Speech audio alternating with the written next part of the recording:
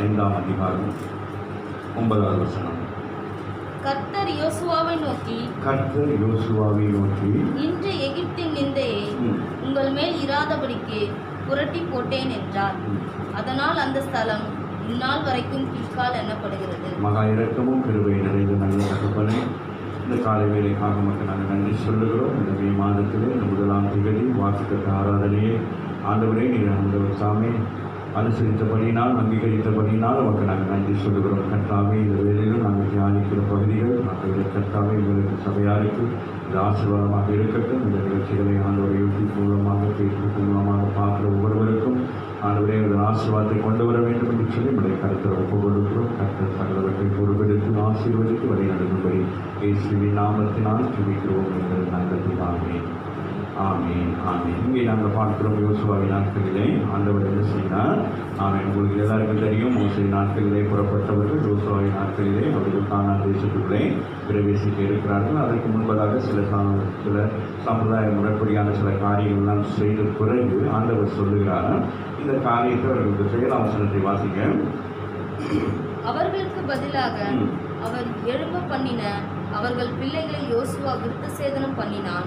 வழியிலே அவர்களை விருத்த சேதனம் பண்ணாததினால் அவர்கள் விருத்த சேதனம் இல்லாதிருந்தார்கள். ஜனங்கள் எல்லோரும் விருத்த சேதனம் பண்ணப்பட்டு தீர்ந்த பின்பு அவர்கள் குணமாகும் மட்டும் தங்கள் இடத்திலே பாளையத்தில் தரித்திருந்தார்கள். அப்போ அங்கே நாங்கள் பார்க்குறோம், உங்களுக்கு செய்கிறார்கள். அதற்கு பிறகு ஆண்டவர் என்ன செய்கிறார்.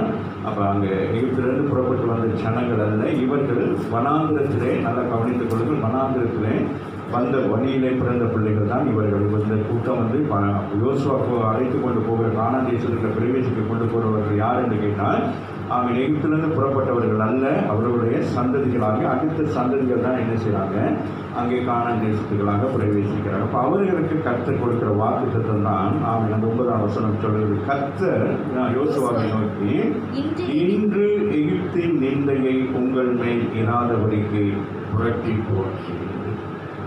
இந்த மாதத்தில் ஆண்டவர் நமக்கு என்ன சொல்லுகிறான். இன்று 1ஆம் தேதி இன்று என்ன சொல்கிறான், எகிப்தின் நிந்தை. இன்றைக்கு நாம நிந்தையை புரட்டி போட்டேன் என்று சொல்லி இந்த மாதத்தில் நமக்கு வாக்குத்தத்தம் என்னது, நிந்தையை புரட்டி போடுகிறார். அது அவர்களுக்கு எகிப்தின் நிந்தையை போல நம்முடைய வாழ்க்கையிலும் எல்லாருக்கும் என்னது, ஒரு நிந்தை இருக்கிறது. கடந்த வருஷத்திலிருந்து நமக்கு பலவிதமான நிந்தைகளை சந்திக்கிறோம். கடன் பிரச்சனைகள், வியாதிகள், இப்படி பல காரியங்களே சொல்லிக்கொண்டே போகலாம். இதை ஆண்டவர் சொல்லுகிறார், இந்த நாளிலே ஆண்டவர் சொல்லுகிறார், அதை நான் என்ன செய்கிறேன், நான் புரட்டி போடுகிறேன் என்று சொல்லுகிறார். ஆமீன் சொல்லுகிறார். அதுதான் மிக முக்கியமானது. அதை அவன் நம்மளால் முடியாது என்று சொல்லி நினைத்து கொண்டிருக்கிற ஒரு காரியத்தை ஆண்டவர் என்ன செய்கிறார், உங்களுக்காக நான் முடிப்பேன் என்று சொல்கிறார். ஆகவே தான் அந்த வசனம் சொல்கிறது, வாசகி மகள் நிந்தையை இன்று எகிப்தின் நிந்தையை உங்கள் மேல் இல்லாதபடிக்கு புரட்டி போட்டேன் என்றார். போட்டுட்டார். அவர்களுக்கே தெரியாது. ஆமீன். அவர்கள் கீழ்ப்படிந்து அவர்கள் செய்ய வேண்டிய காரியங்களை செய்த உடனே ஆண்டவர் என்ன சொல்லுகிறார், கீழ்ப்படிந்து ஆண்டவருடைய வசனத்தை கேட்டு ஏற்றுக்கொண்டு ரட்சிக்கப்பட்ட பிள்ளைகளுடைய வாழ்க்கையில் வருகிற உபத்திரவங்கள், போராட்டங்கள், பிரச்சனைகளை கர்த்தர் அனுமதித்தாலும் அதில் இருந்து நமக்கு என்ன செய்யலாம், ஒரு மீட்பை கொடுக்கிறவராக இருக்கிறார். ஆமீன். அது அவருடைய திட்டமாக இருக்கிறார். அவர் நம்மை வைத்த அன்பின் நிமித்தமாக ஆண்டவர் என்ன செய்கிறார், இந்த காரியத்தை செய்கிறார். ஆதி பிதாக்களாகி அவர்களுக்கு கொடுக்கப்பட்ட வாக்குத்தத்தத்தை நிறைவேற்றும்படியாக இந்த சந்ததிகளை பார்த்து ஆண்டவர் சொல்லுகிறார், உங்களுக்கு முன்பதாக இருக்கிற எல்லா பிரச்சனையும் நான் நீக்கி உங்களுக்கு என்ன செய்கிறேன், ஒரு புது வாழ்க்கை நான் கொடுக்க விரும்புகிறேன். மே மாதம் நமக்கு ஒரு என்னது, ஒரு புதிய வழியை கர்த்தர் ஏற்படுத்துகிறார். அடுத்த வசனத்தை வாசிப்போம். இஸ்ரவேல் புத்திரர் கில்காலில் பாளையம் இறங்கி இருந்து மாதத்தின் 14ஆம் தேதி அந்நேரத்திலே எரிகோவின் சமனான வெளிகளிலே பஸ்காவை ஆசரித்தார்கள். இப்பொழுது என்ன செய்கிறார்கள், பஸ்காவை ஆசரிக்கிறார்கள்.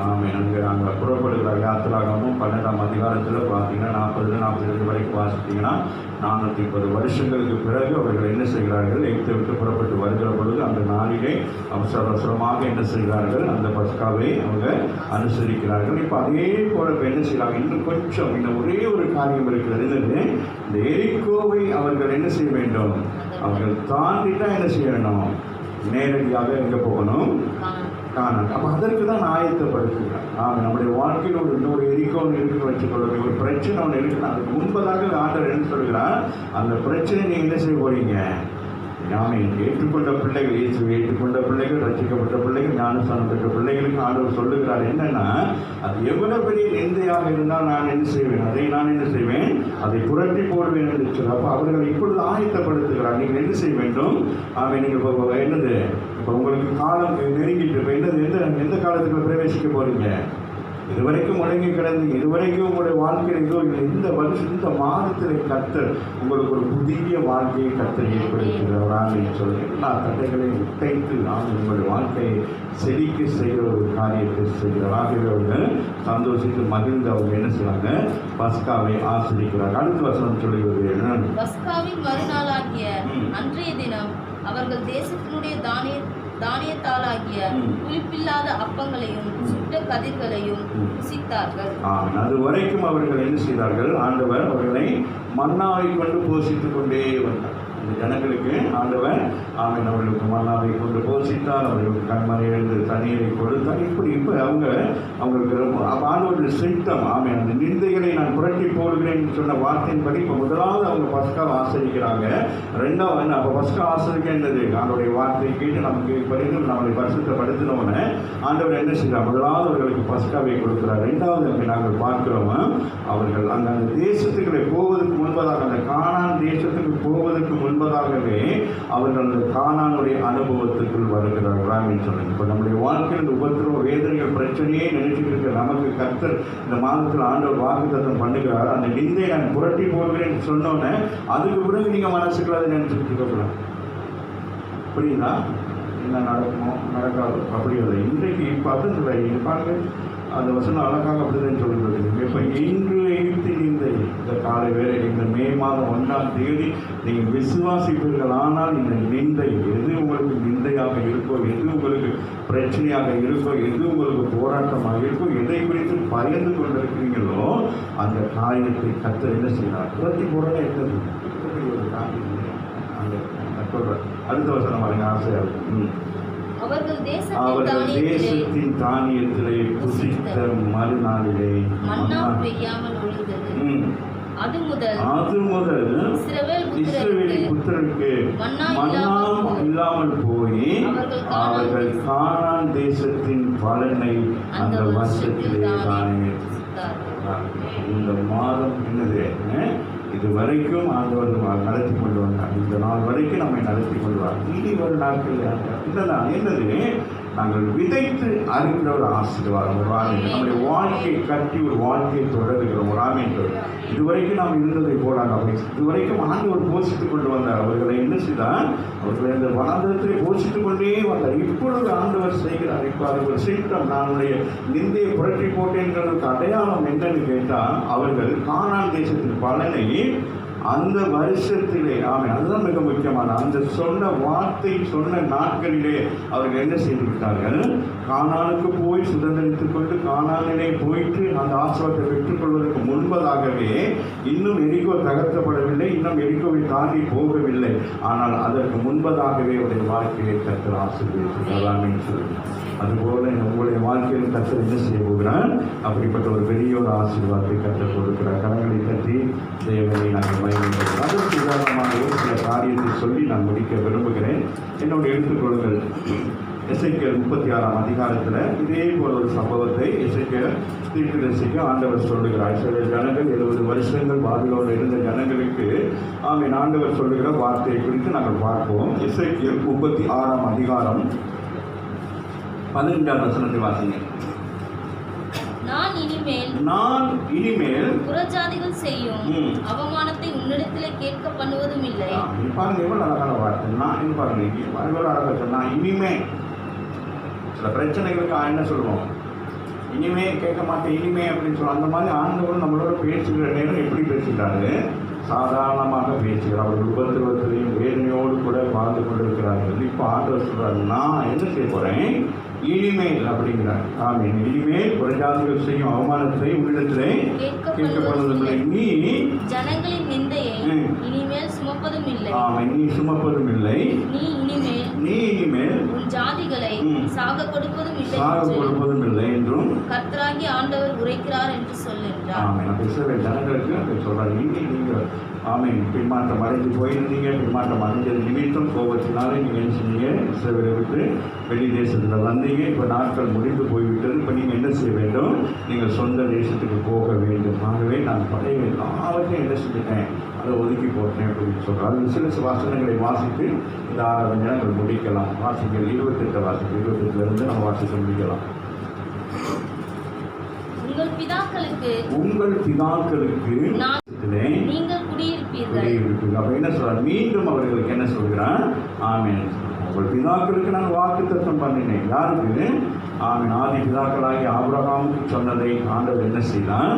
ஆமென். அதை நிறைவேற்றுகிறார். அவர்கள் 430 வருஷங்கள் எகிப்திலே அடிமையாக இருந்தார்கள். அதற்கு பிறகு அவர்களுக்கு ஒரு மீட்பை கொடுத்து அவர்களை ரட்சித்து அவர்களை வனாந்தரத்தின் பாதையை கொண்டு வந்து அந்த கானான் தேசத்துக்குள்ளே அவர்களை பிரவேசிக்க செய்தார். அதற்கு பிறகு சில சம்பவங்களின் நிமித்தமாக ஆண்டவர் என்ன செய்தார்? இஸ்ரவேல் ஜனங்களை ஆமென் அங்கிருந்து சிதறடிக்கப்பட்டு பல தேசங்களில் போய் இருக்க வேண்டிய நிர்பந்தமாயிட்டு இப்போ மீண்டும் ஆண்டவர் என்ன செய்கிறார்? நினைவு கூறுகிறார். உங்கள் பிதாக்களுக்கு நான் கொடுத்த தேசம். இப்போ நம்ம எல்லாருக்கும் என்னது? ஆமென். நம்ம ஆதி பிதாக்களுக்கு கொடுத்த வாக்குத்தத்தத்தின் பிள்ளைகளாக நீங்கள் இருக்கீங்க. ஆமென். அவர்கள் ஆமென் இஸ்ரவேலர்களாக இருக்கிறார்கள். நீங்கள் நானும் என்னவாக இருக்கிறோம்? எப்படி இருக்கிறோம்? ஆவிக்குரிய இஸ்ரவேலாக இருக்கிறோம். ஆகவே அவர்களுக்கு என்ன ஆசீர்வாதமோ அந்த ஆசீர்வாதத்தை நாங்கள் என்ன செய்யலாம்? விசுவாசித்தால் சுதந்திரித்துக் கொள்ளலாம். ஆகவே இந்த காலவேளையில் கர்த்தர் நம்மோடு கூட பேசுகிறபடினால் விசுவாசிங்க. கர்த்தர் நமக்கும் அப்படிப்பட்ட காரியங்களை செய்வார். உங்கள் பிதாக்களுக்கு நான் கொடுத்த தேசத்திலே நீங்கள் குடியிருப்பீர்கள். நீங்கள் என் ஜனமாயிருப்பீர்கள். நான் உங்கள் தேவனாக இருக்கிறேன். ஆண்டவர் சொல்லுகிறாங்க. எவ்வளோ நல்ல ஆண்டவர். நம்ம பிள்ளைகளை நம்ம அனுப்பிச்சு வெளியில் உட்கார வச்சுருக்கோம். அது அழுதுகிட்டே உட்காந்துருக்குங்க. அப்புறமேல என்ன செய்வோம்? நம்ம தான் தேய்ச்சி இந்த பிள்ளைகளை வீட்டுக்குள்ள கொண்டு வருவோம். நாமே இதுபோல் ஆண்டவர் கொண்டு போய் வேறொரு தேசத்தில் வச்சிருந்தாரு. ஆனாலும் என்ன சொல்லுகிறார்? நீங்கள் என் ஜனம் என்று சொல்லு. அடுத்த வசனம் சொல்லுது, உங்கள் அசுத்தங்களை எல்லாம் நீக்கி உங்களை ரட்சித்து உங்கள் மேல் பஞ்சத்தை கட்டளையிடாமல் கோதுமை வரவழைத்து அதை பெருக பண்ணி. கோதுமை என்ன செய்வாராம்?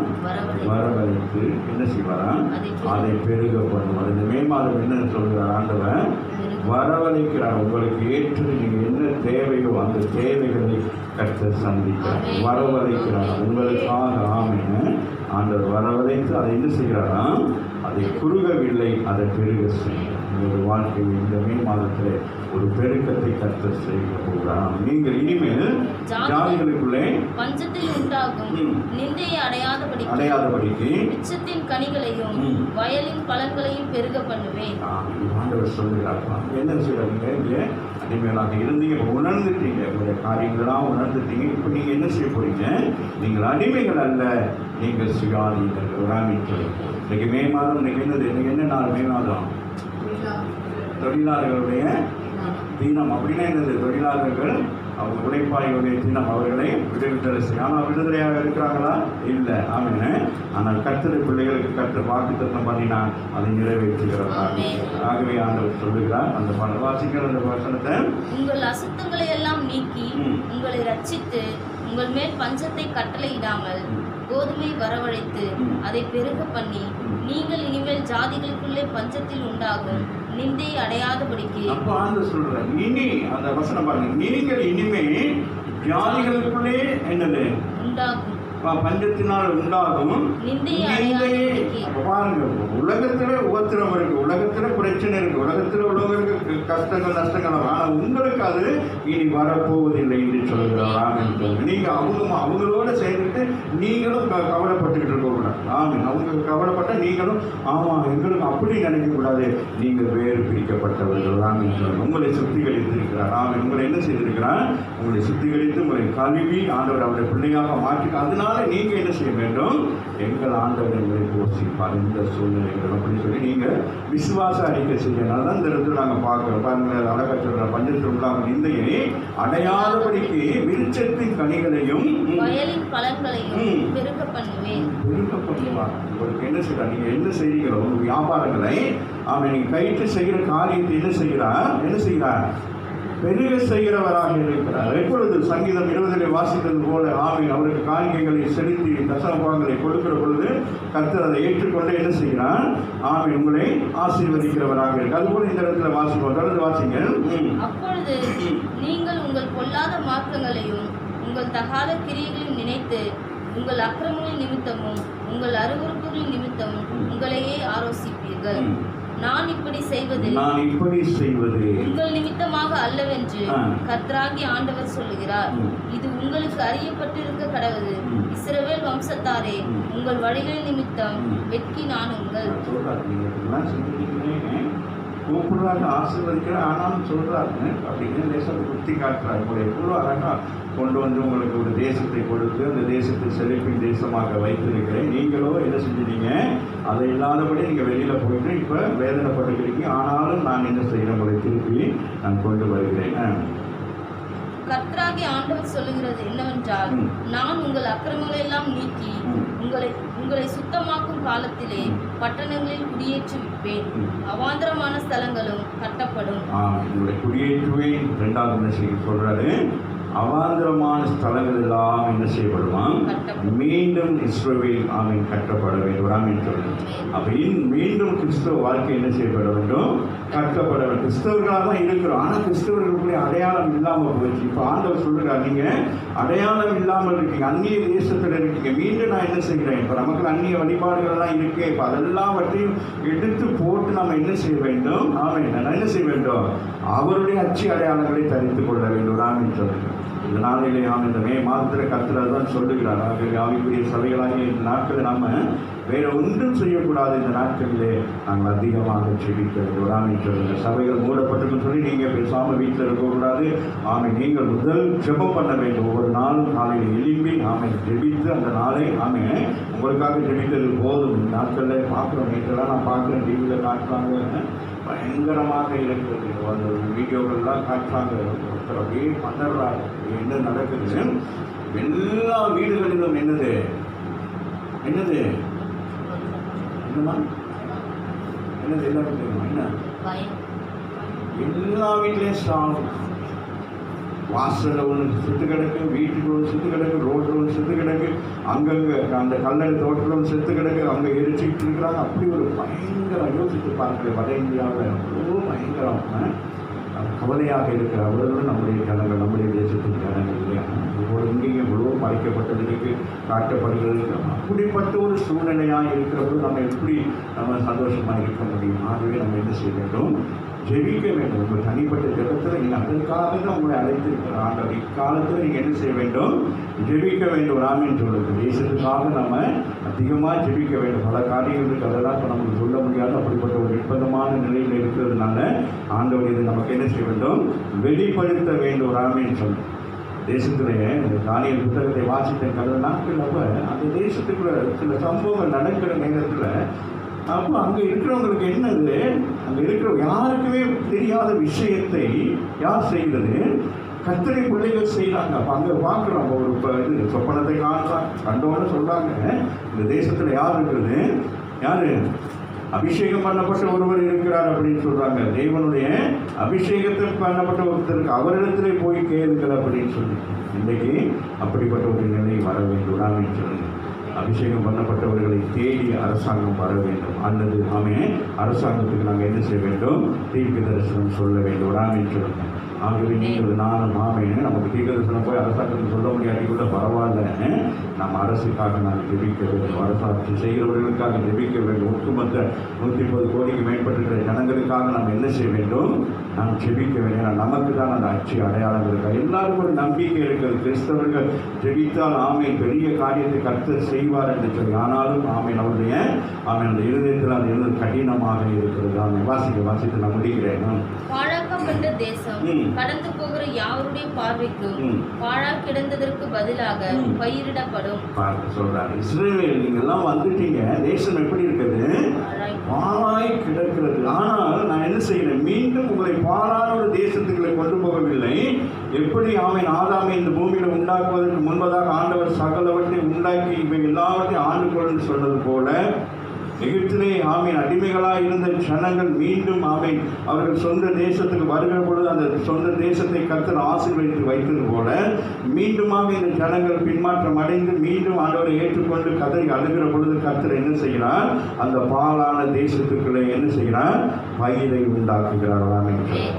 ஆகவே இஸ்ரவேல் தேசம் எப்பொழுதும் ஆசீர்வதிக்கப்பட்ட தேசம். காரணம் அது கர்த்தருடைய தேசம். ஆமீன். வாசிங்க, அது அடுத்த வசனத்தில் வாசிக்க ஆச்சரியமா இருக்கும். பாழாய் கிடந்த இத்தேசம், பாழாய் கிடந்த இந்த தேசம் ஏதேன் தோட்டத்தை போல ஆயிற்று என்று ஒரு ஆமீன் சொல்லு. ஏதேன் தோட்டம்னா என்னது? பாழாய் கிடந்து, இப்ப நம்ம வீடு வந்து எப்படியோ கிடக்குது. இப்ப ஏதேன் தோட்டம்னா என்னது சொல்லுங்களேன். ஏதேன் வீடு ஏதேன் தோட்டம் போல இருந்தா எப்படி இருக்கும்? சொல்லவே மாட்டேங்குது. அப்புறம் ஏதேன் தோட்டமாக வீடு ஏதேன் தோட்டமாக இருந்தால் ஆண்டவர் அங்கே வருவார். அப்போ வீடு நம்ம வீடு ஏதேன் தோட்டத்தை போல இல்லை. இந்த காலவேளையில் அர்த்தம் சொல்றாரு, உன் வீடு எப்படி இருக்கு? எரிக்கலத்தை போல இருக்கிறது. உன் வீடு ஏதேன் போல இருந்தால் ஆண்டவர் என்ன செய்வார்? அங்கு பகல் குளிர்ச்சியான வேலையில் என்ன செய்வார்? உங்களோடு பேச வருவார். அப்படின்னு நீங்கள் என்ன செய்யணும்? ஏதேன் தோட்டம் எப்படி இருந்துச்சு? ஆதாமும் ஏவாளும் தான் என்ன செஞ்சுட்டு இருந்தாங்க? 2 பேரும் என்ன செஞ்சுருந்தாங்க? நாடோட பிள்ளைகளாக இருக்கிறபடினால என்ன செய்யறாங்க? அவங்க அந்த ஏதேன் தோட்டத்தை சுதந்திரத்திற்கு அந்த தேசத்தில் என்ன இல்லை, எல்லாவற்றையும் கர்த்தர் வைத்திருக்கிறான்னு சொல்லணும். அதுபோல் உங்களுக்கு வீடு எப்படி இருக்கணும்? எல்லாரும் பார்க்குறவங்க எப்படி என்ன சொல்லணும்? எப்படி சொல்லணும்? ஏதேன் தோட்டம் போல் வாய் திறந்தான் சொல்லுங்களேன். பாலா கிடந்த இந்த தேசம், பாலா கிடந்த என் வீடு, பாலா கிடந்த என் வாழ்க்கை எப்படி மாறணும்? ஆதியிலே ஆண்டவர் உண்டாக்கின ஏதேன் தோட்டத்தை போல மாற வேண்டும்.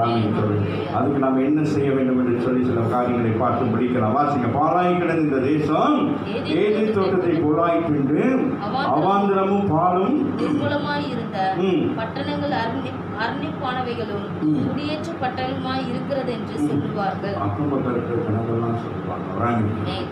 நீங்கள் சொல்லிக்கிட்டு தெரிய தேவையில்லை. நாங்கள் எங்கள் வீட்டில் அது இருக்கு இது இருக்குன்னு அக்கம் பக்கம் இருக்கிற ஜனங்கள் உங்கள் ஆசீர்வாதத்தை கண்டு பெருமித்து சொல்ல வேண்டும். நீங்களும் உலகத்தாரை போல அங்கேயும் போய் நின்றுட்டு இருக்கக்கூடாது. நாங்கள் எங்கள் வீடு எப்படி இருக்கணுமா? இந்த மே மாதம் ஆண்டவர் என்ன சொல்கிறார்? ஏதேன் தோட்டத்தை போல இருக்கணும். ஏதேன் தோட்டத்தில் ஒரு குறையுமே இல்லை. ராமன் சொல்லுங்கள். அதுபோல உங்கள் வீடு எப்படி இருக்கணும்? நிறைவாதாக இருக்கணும். அடுத்த வருஷம் பார்த்தீங்களேன். கர்த்தராகிய நான் நிர்மூலமானவர்களை கட்டுகிறேன் என்றும். பாருங்க, அவர் தான் என்ன செய்வார்? நிர்மூலமாக்கினாலும் அவர் தான் நிர்மூலமாக்குவார். அவரே என்ன செய்வார்? கட்டுகிறவர். அவங்க இருக்கிறவராக இருந்தது. கர்த்தராகிய நான் நிர்மூலமானவைகளை கட்டுகிறேன் என்றும் பாழானதை பயிர் நிலமாக்குகிறேன் என்றும் அப்பொழுது உங்களை சுற்றிலும் உள்ள மீதியான ஜாதிகள் அறிந்து கொள்வார்கள். கர்த்தராகிய நான் இதை சொன்னேன், இதை செய்வேன். நான் இதை சொல்லிட்டு மறந்துடுறோம். நிறைய பேர் சொல்லிட்டு நம்ம என்ன செஞ்சுக்கிறோம்? மறந்துடுறோம் இல்லையா? ஆண்டவர் அது பாருங்க எவ்வளோ நல்லா சொல்கிறார். அந்த வசனம் சொல்கிறார், கர்த்தராகிய நான் இதை சொன்னேன், இதை செய்வேன். இந்த மாதத்தில் ஆண்டவர் என்ன செய்வாராம்? ஒரு இணைந்தை ஏற்படுத்தி கொடுப்பார். உங்கள் வீடு எப்படி இருக்குமா? ஏதேன் தோட்டத்தை போல வாசிக்க. அதுக்கு முடிச்சிடலாம். கர்த்தராகிய ஆண்டவர் சொல்லுகிறது என்னவென்றால், இஸ்ரவேல் வம்சத்தாருக்காக நான் இதை அனுக்கிரகம் செய்யும்படி அவர்கள் என்னிடத்தில் விண்ணப்பம் பண்ண வேண்டும். கடைசியில் சொல்லுங்க. எல்லாம் ஓகே. இப்போ என்ன செய்யணும்? உங்கள் பணம் தான் பேங்கில் இருக்கு.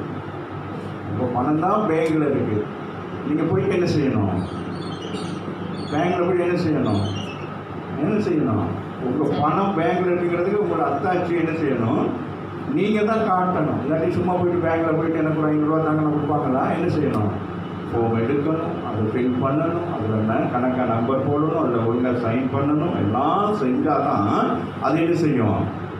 இல்லாட்டி நீங்கள் தான் கஷ்டப்பட்டு சம்பாதிச்சு அதை போட்டீங்க. ஆனால் அந்த பணம் எப்படி இருக்கு? இப்போ எப்படி இருக்கு? உங்களால் ஓடி போய் எடுக்க முடியாது. அதுபோல் ஆண்டவர் சொல்லுகிறார், இந்த ஆசீர்வாதத்தை ஆமேன்னு நாங்கள் கொடுக்குறேன் என்பதை நீங்கள் விசுவாசித்து நீங்கள் என்ன செய்ய வேண்டும்?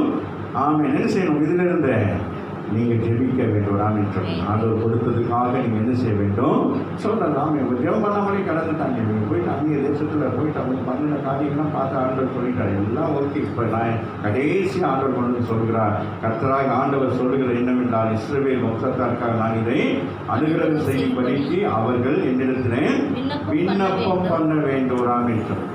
இந்த மே மாதத்தில் கர்த்தர் சொன்ன வாக்குத்தத்தத்தை நீங்கள் என்ன செய்ய வேண்டும் சொல்லி நீங்கள் ஜெபிக்கணும். ஆண்டவரே, எகிப்தின் நிந்தையை அவர்களுக்கு ஆண்டவரே என்ன செய்து புரட்டி போட்டது போல எங்கள் வாழ்க்கையிலும் இருக்கிற இந்த பிரச்சனைகளை நீங்கள் என்ன செய்ய வேண்டும், நீ புரட்டி போடும் என்று சொல்லி ஒவ்வொரு நாளும் நீங்கள் என்ன செய்ய வேண்டும் சொல்லி ஜெபிக்க வேண்டும். ஆமென் சொல்லுங்க. அப்படி ஜெபிக்கிற பொழுது கர்த்தர் என்ன செய்வாராம், மந்தைகள் பெருகிறது போல அவர்கள் மனிதரை பெருக பண்ணுவேன். பெருக பண்ணுவேன் என்று சொல்லுங்க. உங்களுக்கு என்னது, இந்த மே மாதத்தில் கர்த்தர் உங்களை பெருக செய்கிறவராக. ஆமாம். இப்போ நீங்கள் என்ன செய்ய வேண்டும், ஆமாம், தேசத்தை கொடுக்கிறார், தேசத்துக்கு அவர் என்ன செய்கிறார், அதை பெருக பண்ணுகிறார். ஆமே, அவர் எல்லாவற்றை பாருங்கள், தேசத்தை எப்படியா ஏதேன் தோட்டத்தை போல கர்த்தர் மாற்றுகிறார். ஆமென் சொல்லுங்கள். எவ்வளோ பெரிய ஏதேன் தோட்டம். அப்போ நம்ம சொல்ல வேண்டும், அப்போ இஸ்ரவேல் என்னவா காணப்படுகிறது, ஏதேன் தோட்டத்துடைய அச்சு அடையாளங்களாக இருக்குது. எப்படி இன்னைக்கு ஏதேன் தோட்டம் எங்கே இருக்குன்னு நமக்கு தெரியாதுன்னு சொல்கிறாங்க இல்லையா. இப்போ நம்ம விசுவாசிக்கலாம், அந்த ஏதேன் தோட்டம் இஸ்ரவேலாக இருக்கலாம் என்று சொல்லலாம். ஏன்னா அந்த தேசத்தில் எந்த குறையும் இல்லை, எல்லா பாதுகாப்பை கொடுத்து கர்த்தருடைய கண்கள் எப்பொழுது உபாகமத்தில் சொல்லுவது போல எப்பொழுது அவருடைய கண்கள் என்ன செய்கிறதாம், அந்த தேசத்தையே நோக்கி பார்த்து கொண்டிருக்கும். இவ்வளவு பெரிய ஒரு ஆசீர்வாதம். வசனத்தை வாசி முடிச்சிடுவோமா? உபாகமத்தில்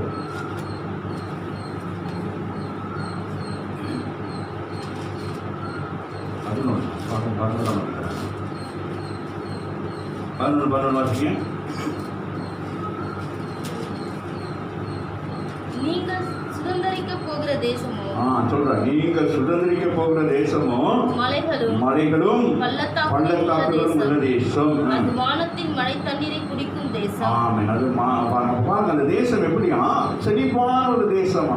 போய் வந்து ஜனங்கள் சொல்லுகிறார்கள், உலகத்தில் எந்த நாட்டிலும் அப்படிப்பட்ட ஒரு ஆசீர்வாதம் இல்லை. அந்த காலகட்டங்களில் மழை என்ன செய்யுமா, அது பாருங்க எப்படி இருக்காங்க வசனம் பாருங்க, நீங்கள் சுதந்திரிக்க போகிற தேசமோ தேசமே பள்ளத்தாக்குகளும் உள்ள தேசம், அது வானத்தின் மழை தண்ணீரை குடிக்கும். ஆமாம். அப்போ மழை அங்கே என்னது, அவங்க விவசாயம் செய்வதற்கு என்னது, அந்த மழை என்ன செய்யுமா, அந்த ரொட்டீனாக வருமா.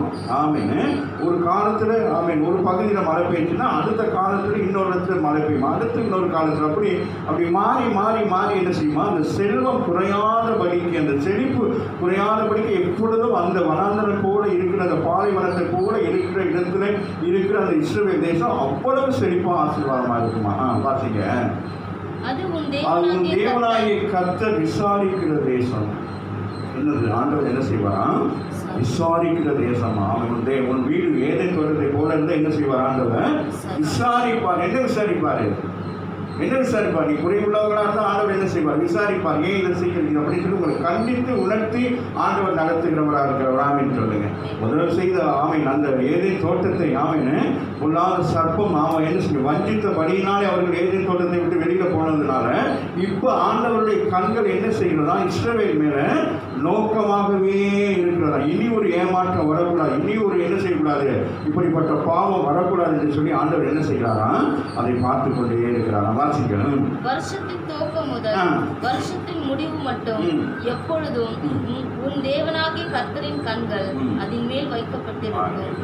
365 நாளும் என்னவா ஆண்டவருடைய கண்கள் என்னவா இருக்கான், என்ன சொல்லுது, யார் மேல தைரியமா சொல்லுங்க. கர்த்தருடைய கண்களை வைத்து நீங்கள் உங்கள் தேவனாகிய கர்த்தரிடத்தில் உங்கள் முழு இருதயத்தோடும் உங்கள் முழு ஆத்துமாவோடும் அன்பு கூர்ந்து அவரை செவிக்கும்படி நான் இன்று உங்களுக்கு கற்பிக்கிற என் கற்பனைகளுக்கு கீழ்ப்படிந்தால் நீ உன் தானியத்தையும் உன் திராட்சரசத்தையும் உன் எண்ணெயும் சேர்க்கும்படிக்கு நான் ஏற்ற காலத்தில் உங்கள் தேசத்தில் முன்மாறியும் பின்மாறியும் பெய்ய பண்ணி மிருக ஜீவன்களுக்காக உன் வெளிகளே புல் முளைக்கும்படி செய்வேன். நீ சாப்பிட்டு திருப்தி அடைவாய் என்கிறார். திருப்தி அடை சாப்பிட்டு சத்தம் மட்டும் சொல்லுங்க. திருப்தி அடை எப்படி சாப்பிட்டு திருப்தி அடையும், வராமல் சாப்பிட்றது இல்லாமல் சாப்பிடலாம். திருப்தி அடையணும். எப்படி திருப்தி அடையலாம் சொல்லுங்க பார்ப்போம். எல்லாம் இருந்தால் தான் நம்ம திருப்தியாக இருக்கலாம். ஆமென். அப்போ நம்ம ஆண்டவர் அந்த தேசத்தை என்ன செய்கிறார்? இஸ்ரவேல் தேசத்தை எப்படி மாற்றுகிறாராம்? ஒரு என்னது ஏதேன் தோட்டத்திற்கு வருவாங்க. உங்கள் வீடு இந்த மே மாதத்தில் என்னவா மாறப்போகுது? ஏதேன் தோட்டம். அங்கே என்ன இல்லை? அங்கே எந்த ஒரு குறைவுகளுமே இல்லை. ஆமென். அங்கே எப்பொழுதும் ஆண்டவர் என்ன செய்கிறார்? அவர்களோடு கூட வந்து உறவாடுகிறார். அப்படின்னா அவங்க வீடு என்னவா மாறணும்? செபிக்கிற வீடாக மாற வேண்டும். ஆமென் சொல்லுவாங்க. மே மாதம் நம்ம அநேக காரியங்களுக்காக அவங்க செபிக்க வேண்டியவர்களாக இருக்கணும். இந்த மாதத்தில் கற்று நமக்கு வாக்குறுத்தம் பண்ணியிருக்கிறார். நிந்தையை புரட்டி போட்டேன். இனி நீங்கள் யோசிச்சுட்டு இருக்கக்கூடாது. அது நடக்குமா? இது நடக்குமானா அது நடக்காது. அது உட்கார்ந்து தான் இருக்கும். நீங்கள் என்ன செய்ய வேண்டும்? அது அவ்வளோதான். அது அப்படியே அதை பற்றி